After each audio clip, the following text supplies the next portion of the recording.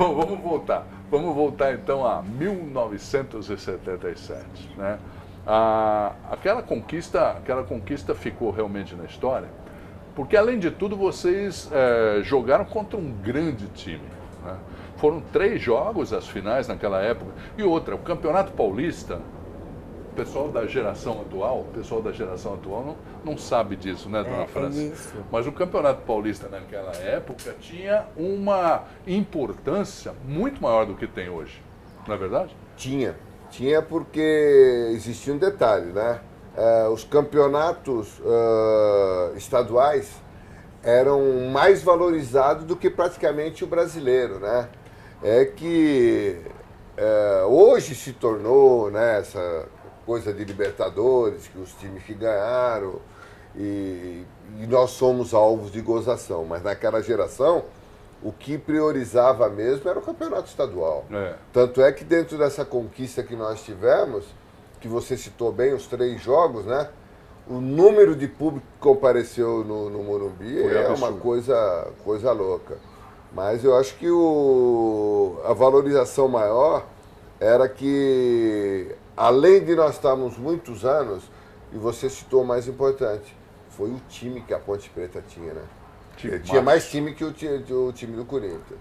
Só que na decisão, aí mostrou o que é a camisa do Corinthians, o que é outra coisa. É totalmente diferente. Então, essa decisão também, voltando para 76, que a gente tinha no bloco anterior, a gente falou que ia falar da final de 76, antes de 77. A final do Brasileiro de 76 foi em Porto Alegre, foi contra o Internacional de Porto Alegre, que tinha também um grande time. Aliás, naquela ocasião, na minha visão, os melhores times eram o Internacional ou Fluminense. E o Corinthians veio em terceiro lugar, assim, pelo campeonato inteiro, pelo que aconteceu no campeonato inteiro. Mas o Corinthians se superou no Rio de Janeiro e também se superou em Porto Alegre. Eu fui lá, eu estava lá nesse jogo. Estava lá no meio, fiquei sem... Passou um sufoco. Passei um sufoco, passei um sol miserável, os bombeiros não jogaram água na gente, eu passei tudo isso, eu estava lá. Mas eu vi um Corinthians que até merecia ganhar aquele jogo. Apesar do Internacional ser um grande time, mas eu achei... Bom, ali da posição que eu estava, eu achei que aquele gol que bateu na trave e bateu dentro tinha batido fora. Depois, vendo o tape e tal, eu vi que realmente a bola entrou. Mas eu estava meio que na posição do bandeirinha, porque a torcida do Corinthians ficou bem ali atrás, né? E eu achei que ali não tinha sido gol. Eu não sei como que o bandeirinha enxergou, também não sei se ele enxergou ou se ele mandou e acabou. Mas eu achei que o Corinthians também jogou muito bem aquela partida. Mas é o que você estava falando, o brasileiro e o paulista tinha mais importância, né? Talvez, não sei. Por causa que era alvo de muita gozação. Inclusive, a rivalidade. Quando eu cheguei no Corinthians, nossa, não gosto nem de lembrar, quando eles começavam 1, 2, 3, 19, 20, 21, parabéns. Era todos os jogos. Não era nem para a torcida do Corinthians, era para os jogadores que estavam em campo, né? Com que é um alvo de provocação. E então, de repente, o que valia mesmo para os jogadores, para a diretoria e o próprio torcedor, era o Campeonato Paulista, né? Porque você veja bem, se nós fôssemos campeões em 76, ela não ia ter a mesma cobrança do que nós tivemos em 77, entendeu? Porque o sonho do torcedor era parar de ser alvo de gozação das outras torcidas. E a partir daí, né, foi um atrás do outro, né, dona França? Depois 77, foi 79 novamente. Você estava em 79 também? Estava também. Eu entrei até no segundo tempo, faltando pouco tempo, a gente entrou. Aquele time que praticamente foi campeão em 77, ficaram algumas peças, né? Que nem ficou o Zé Maria Vladimir. Aliás, o Zé Maria começou com você na Portuguesa? Não. O Zé Maria veio de Botucatu, eu já estava nas categorias de base. Entendi. O irmão dele foi contratado, o Gil. e quem acabou surgindo mesmo foi o Zé Maria. Então aí o Zé Maria estava. Nós servíamos o Exército juntos, inclusive, né? E ele foi para a seleção, nós estávamos já servindo o Exército, tudo. Mas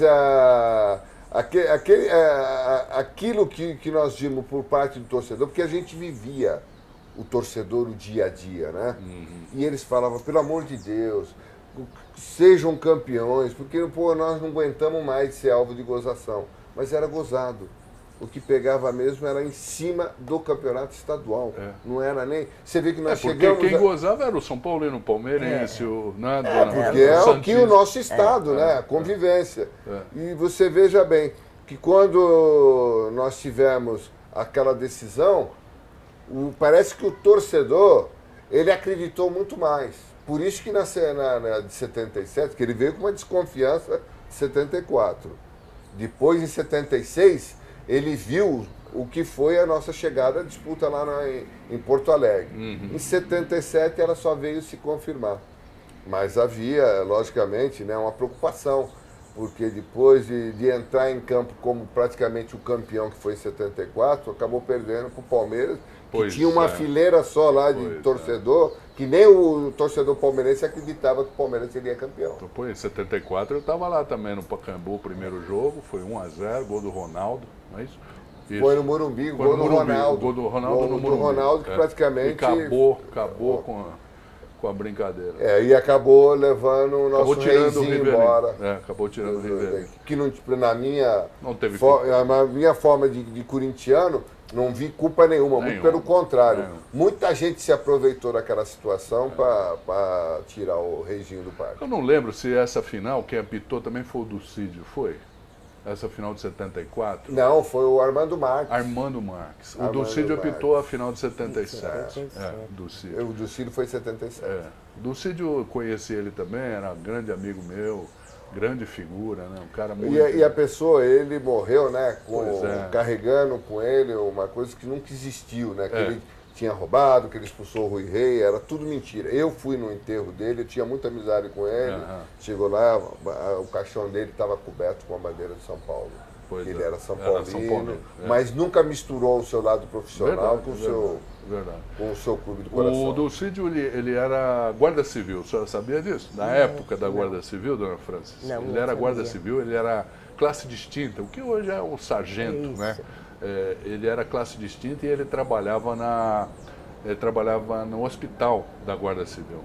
Ele era o chefe da enfermagem, etc. Um cara muito, muito correto, muito bacana, muito sério. Ele não faria... E outra, São Paulino. Você acha que ele... Qual é a intenção dele de fazer o Corinthians campeão? E aquele negócio de mala não tinha naquela época. Essas coisas... Não, ela não existiu. O futebol, existe tantas coisas que as pessoas não são sabedoras. Você vê, às vezes, o goleiro, né, trabalhando, aquecendo antes de começar o jogo. Aí, pega aquelas pessoas que usam a sua maldade para falar, olha, eu tenho um goleiro nas mãos. Vai lá e fala, ó, você vai ver, ele vai fazer isso, fazer aquilo lá, como houve, e eu tive... o privilégio de ver o que aconteceu, inclusive eu estava num clube pequeno e a gente ficou sabendo, por intermédio dessas atitudes, pessoas que se aproveitaram. E com o Ducídio não foi também diferente, de você chegar lá, você fala assim, não, deixa que o Ducídio está comigo, o Ducídio vai favorecer a gente. E as pessoas acabam o quê? Iludindo, tomando dinheiro do dirigente, essas coisas todas. Sempre tem um malandro, né? Sempre tem. Existe muita maldade dentro do futebol, por isso que você tem que saber muito bem com quem está do seu lado. A gente vê cada dia que acontece cada coisas aí, que para mim não me surpreende mais, né? Das coisas que a gente vê... que chega a ser um absurdo. Agora, quantos inocentes que não pagam por esse tipo de atitude de aproveitadores do esporte, e principalmente do futebol. A senhora sofreu muito, dona Francis, assim, enquanto o Corinthians não ganhava o campeonato? A senhora tem algum caso aí para contar? Olha, eu acho que as tristezas a gente esquece. Então, lembro só das alegrias, principalmente da alegria que eu estou vivendo no momento do Corinthians, né? Tá num momento maravilhoso. Tá mesmo. Eu gosto muito do trabalho do Tite e adoro o Corinthians. A minha família toda é corintiana e tive a felicidade de casar com um corintiano, que a família dele toda é corintiana também. Olha. E tenho 2 casos dos meus netos que conta eu, pra ele. Você quer eu saber, gostaria quer saber, de Teleco? contar. Eu quero. O Teleco, eu o gostaria. Teleco quer saber. Como é, Teleco? Um dia, passeando com meu neto Arthur, eu falei para ele, olha, Arthur, isso aqui é uma palmeira. Daí ele fez assim com o dedinho. Palmeira lá em casa, não. Lá é Corinthians. Ele falou, lá é Corinthians. E depois, levando ele na missa do Natal, quando chegou uma determinada hora que eles falam santo, santo, santo, ele foi e falou assim, Corinthians, Corinthians, Corinthians. Parece incrível. Eu acho que é uma passagem que eu jamais esquecerei, viu? E é corintiano. Eu também não vou esquecer, não, viu? É verdade, Basílio. Legal, é legal. né? Olha, foi muito legal. E hoje ele é corintiano, gosta muito de ir nos jogos. Então, eu acho que ser corintiano é uma religião, é uma felicidade. É um privilégio. Isso, a nação corintiana, uma torcida como a do Corinthians, eu acho que, no meu ver, não existe. É verdade, é verdade. Com o nome dos filhos, dos netos, da Nora, como é que é? O nome, esse é Arthur. O e neto.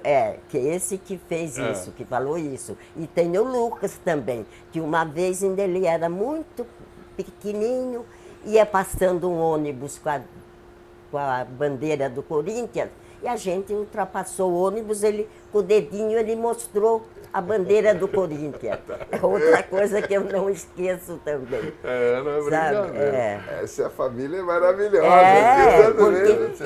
Por que eu sou corintiana? Porque o meu pai, apesar de ser filho de italianos, eu que era criança ainda, ele falava do Corinthians, que ele viu o Corinthians nascer. Ele era garoto naquela época. Então, ele gostou do Corinthians, a família, a família toda corintiana, com muito orgulho.